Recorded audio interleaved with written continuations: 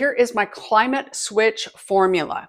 Escape winter with my packing tips. When you're packing for a trip that covers two completely different climates, the challenge is fitting everything in one carry-on suitcase without feeling unprepared for either snow or the sand.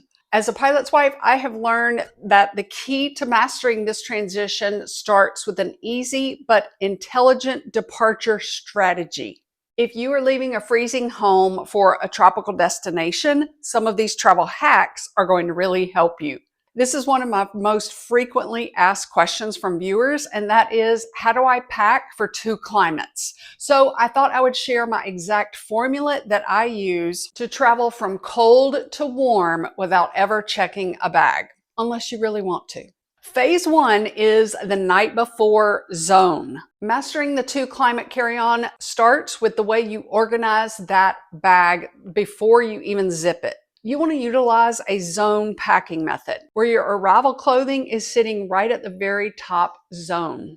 If you're going to the beach, you're going to have your swimsuit and your swim cover up, including those very high-waisted tummy control bottoms, in the very top, easily accessible part of your bag. Those are the first things you're going to see when you unzip. The next part of my phase one formula is where you lean into the high-performing fabrics. We will swap out thick, bulky clothing that you may have needed in the winter temperature climate. Some outfit swaps would be, number one, I highly recommend merino wool t-shirts as your base layer because they wick away moisture, they do not hold in odors. They can go from cold to warm and be in humid Houston and you'll be fine. If you're traveling from Canada or a really cold climate where you already have thermal base layers that are thin and effective in keeping you warm, you're going to wear that as your bottom layer to the airport, and then I have some travel hacks later for you. The number two fabric is linen. Linen regulates your body temperature. Did you know that? You could wear a linen scarf, and then when you get to your beach resort, you can use it as a sarong. Wear this really long scarf that is made out of linen by Quince, but you're going to wear that as a sarong. But you can also wear it to the airport, in the airplane if you're cold. There are two ways that you can tie this scarf so it would be a swim cover-up later at your warm vacation. You are going to just wrap it around your waist and tie the ends twice around on the side of your hip. It drapes your lower body, which looks like a skirt with a lot of leg movement, so it's easy to walk in. If you want to wear it another way, you put the scarf behind your back like you would be like drying off after the shower. And you're going to cross your arms and hold the points of the opposite ends of the scarf. And then you're going to draw it up around your neck and tie it real small behind your neck. And it just drapes the front of your body underneath the bottoms of your swimsuit. But in the back, it hangs down some. It's just a beautiful way if you want to use that and you are tight on space in your carry-on luggage. In transit to the airport, you are also going to use the high-performing Cashmere sweater because it retains your body heat and regulates your body temperature. And as a woman over 50, my body needs regulating a lot. Okay, I wore this with the Crewneck in Zurich because it was winter and I thought that was warmer. But this is a gorgeous cashmere by Quince that is also not itchy. That is hard for women to find, is a cashmere that is not itchy, so it can be worn alone. But this trick for hot or cold to warm climate is that it's going to keep you warm in transition, but it will be lightweight to pack away or stow into your bag. Make this switch at the airport. You are going to pack an empty compression cube. You're going to use that compression cube to pack your cashmere sweater or maybe your linen scarf if you're not going to be using that later. And it's going to shrink what you've packed into a book-like shape. If you have worn like a light down jacket, then pack that in its own little bag if it comes with it, or pack it in your empty compression cube with that top layer sweater. I have worn my cashmere sweater in the summer in the airplane because it's a bouncy, lightweight, but it is so effective in keeping you warm. They're on major sale at Nordstrom Rack. If you're in the US, you can shop the products that I'm talking about. Most of them, unless it's an Amazon item, but most of them you can shop while I talk by clicking on the View Products little shopping sticker down here. So that would be cashmere sweater or compression cubes you would look at when I'm talking about it. But I will also have it in the ... more paragraph right under this video. Those compression cubes come in a set of 7 and they have 2 zippers. There is no vacuum cleaner needed, and they compress the air and make it into a smaller compact item that can be packed in your luggage or your personal item bag, which is what we're doing for this trick. This is a pack-it-all cube that I've gotten recently. It opens so wide and it has 1, 2, 3, 4 pockets, 5 on this side. The 6th one is on this side, but it is like a small cosmetic case. It opens so wide. It has a handle as well. So if your swimsuit could go in there and your swim cover-up could go in there, you can just pull that out when you get to your destination, or use it to pack your outer layer. By making that switch in the airport, you were prepared before you even got there. New for the year 2026 is this extra vacuum seal compression cube with no vacuum cleaner. I packed for Zurich in December my winter vest, 2 sweaters, 6 t-shirts, and a pair of pants and a fleece jacket in this one cube. It is like a meal ration that the military eat. It is so vacuum packed, and you only have to use that one little tool. Another night before zone is your liquids. This tip sounds easy, but I thought it needed mentioning. Maximize your sunscreen by having as many travel size tubes of sunscreen as possible in each of your family members' liquid bag. How do you pack sunscreen for a vacation is one of the other questions that I get asked frequently. And here are some tips that I use. I do disperse it among every family member who gets a liquids bag. You can also use a smaller container of your own sunscreen that you've poured in before you left your house and use that on your first day. It just gives you a little extra instead of having to pack the 3.4 ounce tube.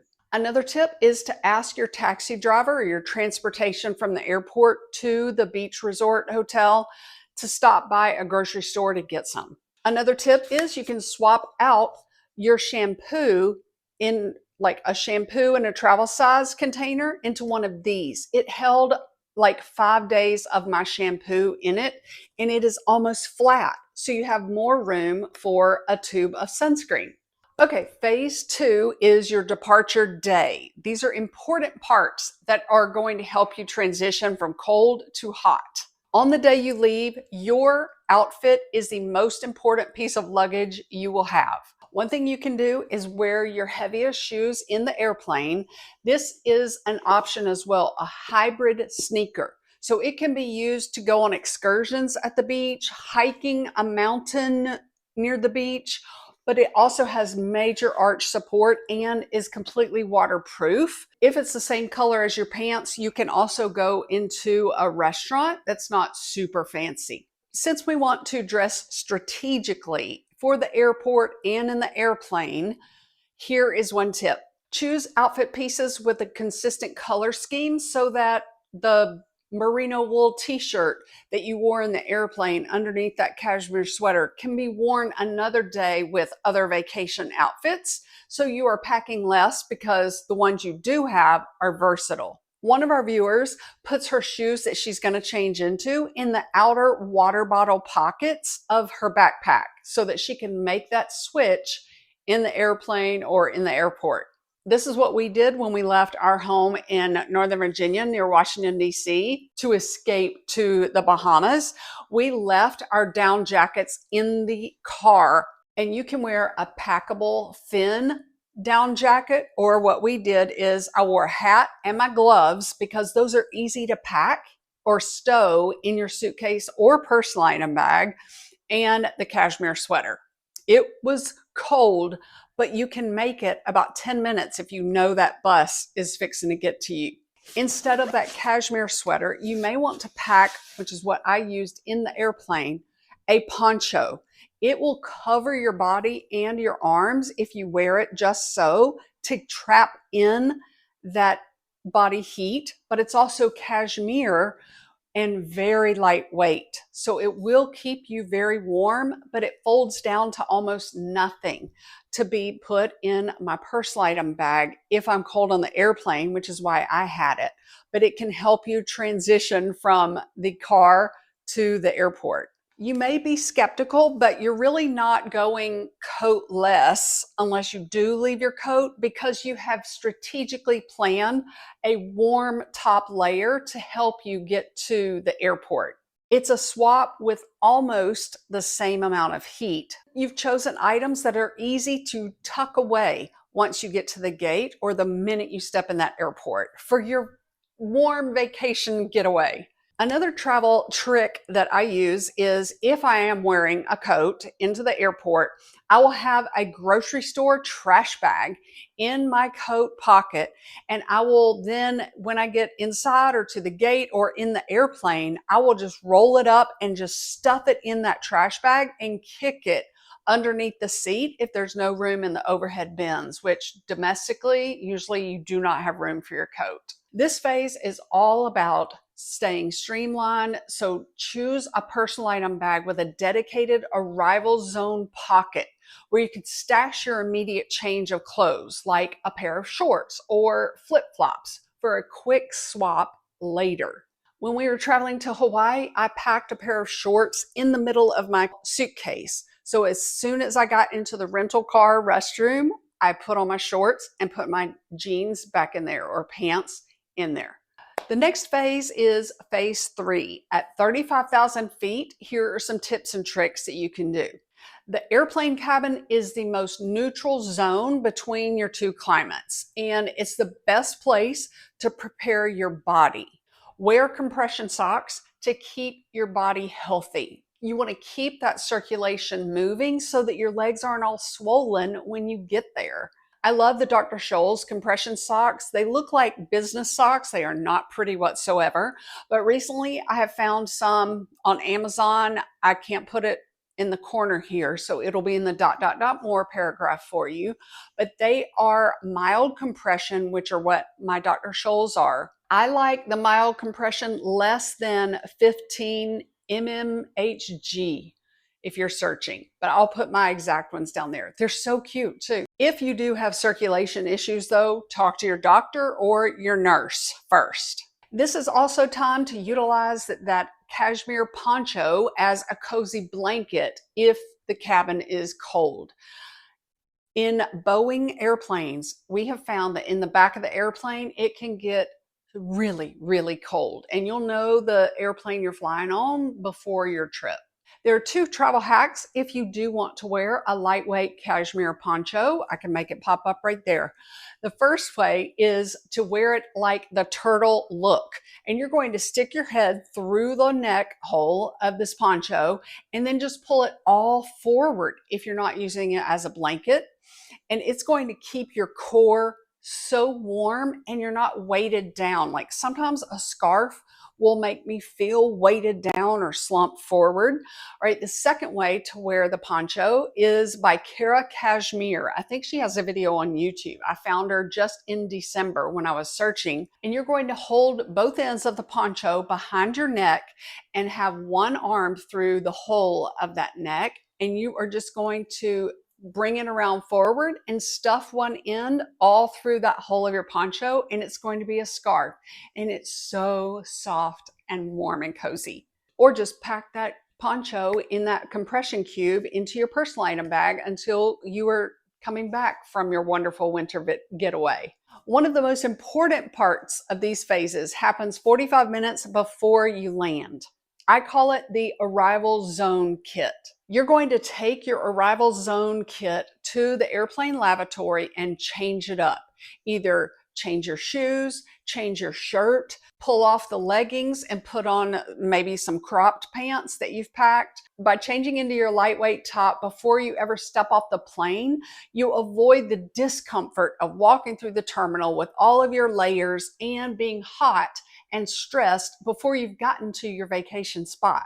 In the airplane lavatory, you can even just take off your clothes and put on a dress that can be worn with those sneakers that you've worn in the airplane. Phase 4 is the tarmac touchdown. As the plane taxis to the gate, you should be the most prepared person in that airplane. While everyone else is scrambling with their coats or all of their layers, you have everything stowed and you are ready and already in vacay mode. All of your departure climate layers are tucked away where they need to be. There are some strategic shoe solutions that I want to mention, and one is to pack a hybrid shoe, like the wrapped ones that I showed that can be worn with dirty, muddy, totally rainy in Costa Rica warm vacation excursions, or like sandals from Merrell. These have arch support and they can get wet, and they are sandals that could be worn with a dress. One tip that I want you to remember, because I have made all of these mistakes, just so you know, you have not worn these sandals in months, maybe. So prepare for blisters, wear them a few times before your trip. But one thing I do is I pack these waterproof stretchy bandages by Dr. Frederick. They are waterproof, if I said that, didn't say that. For me, they're skin tone. I can't find a darker skin tone, but you don't even know you're wearing them if you want to wear high heels. I want you to consider ballet flats. You can add a really pretty hair clip on the top to make them a little dressier or to mix and match with different outfits. I forgot to let you know that I have a little freebie that you can go along with this video or use after in the ... more paragraph below this video for you with all of the links. By following this packing blueprint, you aren't just saving space in a suitcase, you're eliminating the stress of the transition. You can walk straight off that jet bridge and start your vacation immediately, knowing that you have everything you need for that climate and your departure clothing is already tucked away until you need it again. All right, list your good tips and tricks for transitioning from cold to hot in the comments section and say hey if we have not met yet. Thanks so much for your time and Happy New Year.